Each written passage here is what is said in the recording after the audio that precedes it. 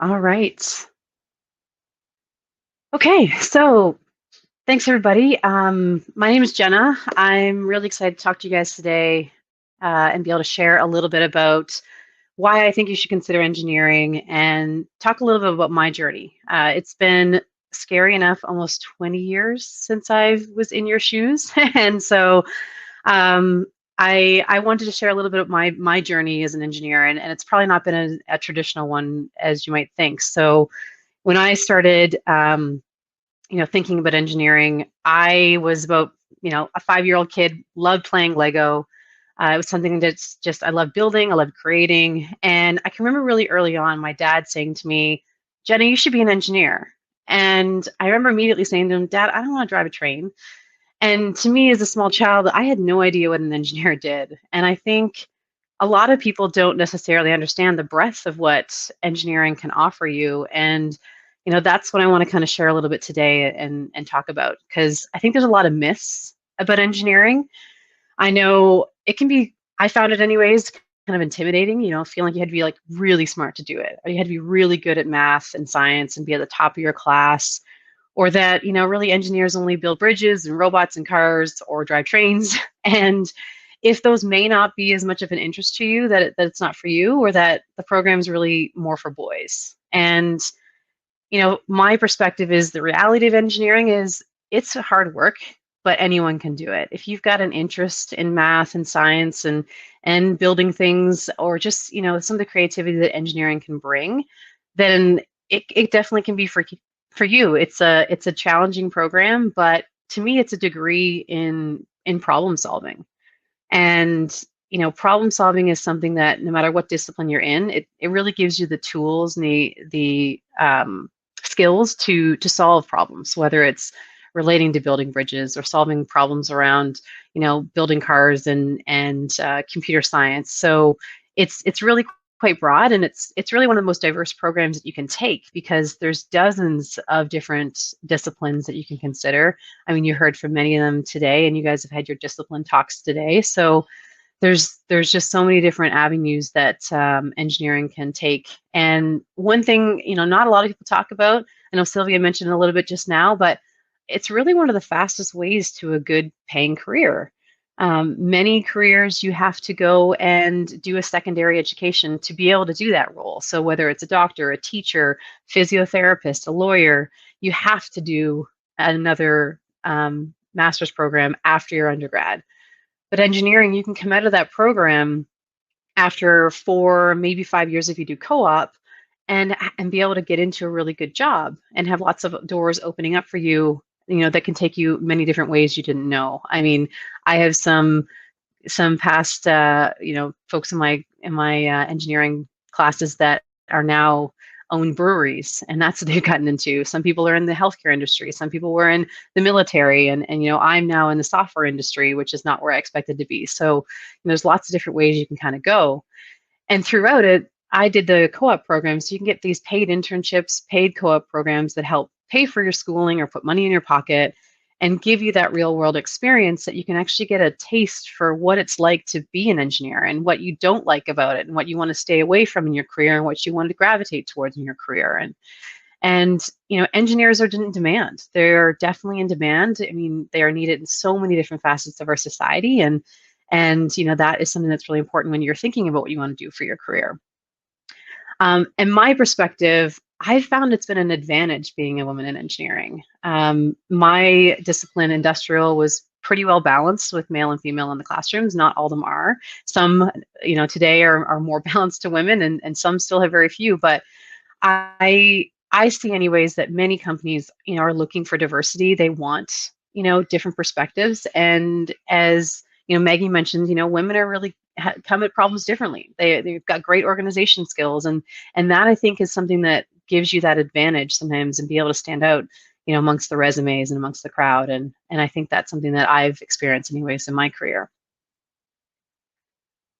And the pathway for careers for engineers to me is kind of endless. I mean, you can, starting out in your career, you can take the technical path. And if you want to be that subject matter expert or get into academia, that's an option. You can get into team management. You can get into project management, which a number, I've heard a lot about and has been a big part of my career, product management. So there's just so many different ways you can go. And if you're interested, they can lead to sort of that senior leadership positions as well, because many engineers, the bases that you get in that degree really help you get there. And my path, is not necessarily, I would say, a traditional one that I've kind of zigzagged and done different lateral moves, tried different industries completely, and it's kind of gotten me where I am today. Which, if you ask me when I graduated, 13 years ago, whether I'd be in the, leading a global team in the software/social media space, I probably would think you were crazy. But it's been kind of amazing to see, where you can kind of go with this degree. And where I started was the industrial engineering program here, first at St. FX for my first couple of years, and then moved into Dal once I went into the main program. For those of you, I know you had some of your discipline talks, may not know much about industrial engineering. To me, I look at it as the design of processes, not things. And so, it's a focus on optimization of people and materials and the flow of people, productivity, quality assurance, and it's got a bit of a greater focus on the business side than other disciplines. So if that's something of interest to you, then, I definitely recommend considering industrial engineering. And I did 3 co-op terms that, provide real world experience. So I did one in Chester at a company that builds thermoform machines. I did one at Pratt & Whitney where we built airplane engines. And my last one was at BlackBerry, which is really what got me my first job. I started at BlackBerry as a project coordinator in manufacturing, moved into a number of different roles up into project management and program management with accessories. And, some of the projects I worked on was implementing time and attendance systems to track productivity and costs, optimizing the manufacturing processes and layout designs. Speaking about travel, the other ladies talked about that too. I was able to have the opportunity to set up some global fulfillment centers. So I spent a lot of time traveling around the US, across Europe and Asia. And when I was a couple years into my career, that was incredible. It was an amazing opportunity to really travel the globe, get to work with people from all different parts of the world, all different cultures, and really open my eyes to, what is out there and what opportunities lie. And, one of the things I pursued with project management being, very much a path that many engineers take is I went ahead and did a program with the Schulich School of Business that enabled me to get my PMP designation, which I highly recommend considering if you're looking into project management at that time, because it again kind of opens up a lot of doors in career opportunities. I also went and I am now a professional engineer. So when I had enough documented experience, my first number of years were definitely more in the technical engineering side of it, doing my exam. I have my stamp despite never using it yet, just because that's not really been where my career has taken me to actually sign any official documents. But it again just opens the door for your career and sort of shows that you've got that high standard of engineering knowledge. I then moved into some team management. So at BlackBerry, I took on a role managing a team of 12 supply chain planners, which was both full-time and co-op. I was executing basically the strategy and shipping, being responsible for the shipping and packaging of all accessories around the world for customers at BlackBerry. Along that way, I also ended up going back to school part-time, doing my master's in business administration, which was to me a perfect complement to an engineering degree with my aspirations of kind of getting into more senior leadership, because it opened my eyes to more of the business side and understanding finance and marketing and operations. And there was many of my classmates that had engineering degrees as well. It was an amazing opportunity for networking and getting to network with people from different industries and different backgrounds. It also happened to be where I met my now husband, which is pretty cool. But for me, after 3 years of working and going to school, and for those of you who know BlackBerry's story, in kind of early 2010 years, it wasn't exactly booming anymore. There was lots of layoffs. I had to make difficult decisions to lay, unfortunately, some team members off. So I was feeling pretty burnt out. So me and my now husband decided to take a break. We quit our jobs, sold all our belongings, and we moved to New Zealand. And, people thought we were crazy, I'm not going to lie. But we want to go and get some international work experience. And I highly recommend considering that in your future. It was an amazing country. It had endless opportunities for outdoor activities. We got into mountaineering, rock climbing, multi-day hiking. We fell in love with the beautiful people, the landscapes, and the culture. And we even started our own travel blog to document those experiences, which I am so thankful for now that we have to sort of relive those experiences. But I ended up pivoting back into project management when I was there, but diving into a completely different industry. It was at the Bank of New Zealand. It was the financial industry, and it was with software development. And I had no experience in those, but I had a lot of experience in project management. So I was able to sort of take those skills that I learned and be able to pivot into a completely new industry, which was fascinating to me. I loved software development. I loved the work that I got to do there, and in implementing these upgrades to the software, basically launching an entire new internet banking platform that was kind of revolutionary, if you can say that, in the banking world, and be involved in leading New Zealand's first mobile wallet solution, which was actually a collaboration between all of the major telcos and all of the major banks, which is kind of a world first. And it gave me my taste into an introduction to product management within software. And that's what kind of led me to where I am today. So I started at ICUC. It's a Canadian company. It's been a fully remote company since they started. So I've been working remotely for 5 years. This work from home is not new to me. And I was able to jump in as one of their first product manager. It was a very small team, kind of a startup feel. And I was building this software that helped some of the biggest brands in the world manage their social media accounts. So we work with Disney, work with Tim Hortons, Air Canada, Target, Starbucks. Honestly, if you name the brand, we probably work with them. And so I started building out this software that integrated with Facebook and Twitter and Instagram, all the major social networks. And started to, the last couple of years, had the opportunity to actually take over the leadership of that team. And so now in my role as the VP of product development, I manage a team of about 30 global team members, from software developers, testers, and product management folks.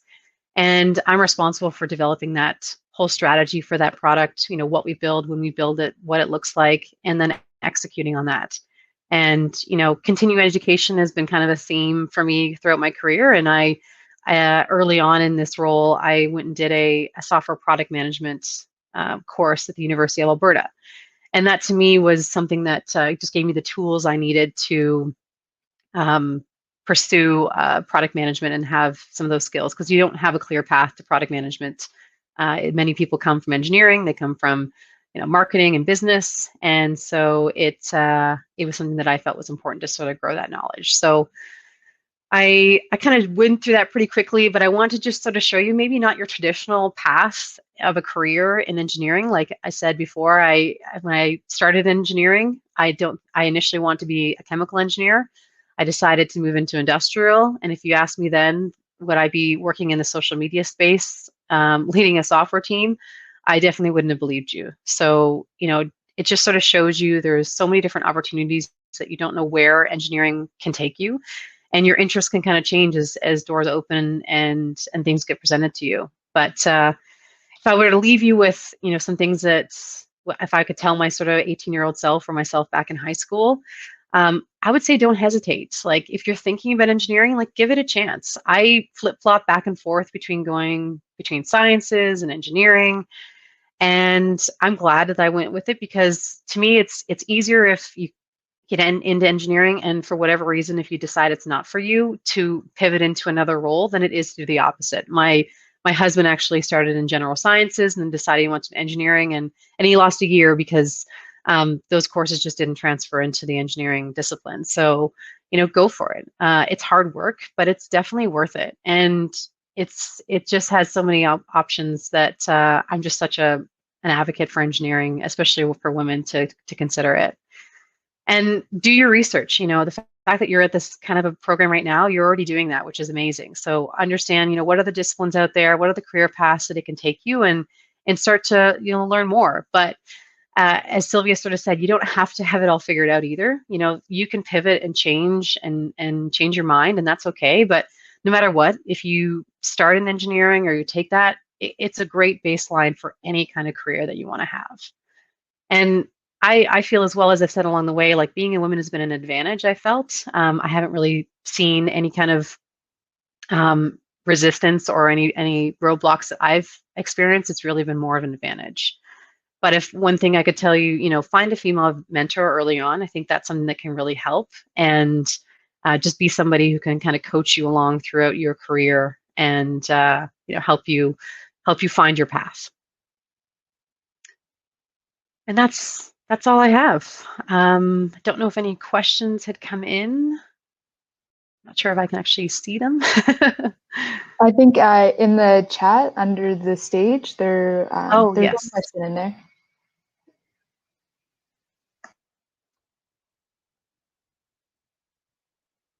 There's Alex, my cousin. Hello. Having traveled the world and worked in different countries aside from home. Oh, what difference in engineering culture in those countries? You know what? I feel like I haven't seen much difference, to be honest. I feel like it's kind of one of those almost languages that's pretty universal. To me, it was more just, it was almost like a language that everybody could speak, and it was just understanding more of the local culture, and just how it more of implementing and approaching things, and the communication side of how you're implementing some projects within those different areas. You know, sort of where you need to adjust and change. But I don't know if I saw many you know, standout differences between that. Any other? Just trying to look up ahead if there's anything else. Yeah, I don't know if there's any more, but just want to say thank you so much for letting me speak here, and thanks for organizing this. I hope you guys all enjoyed today.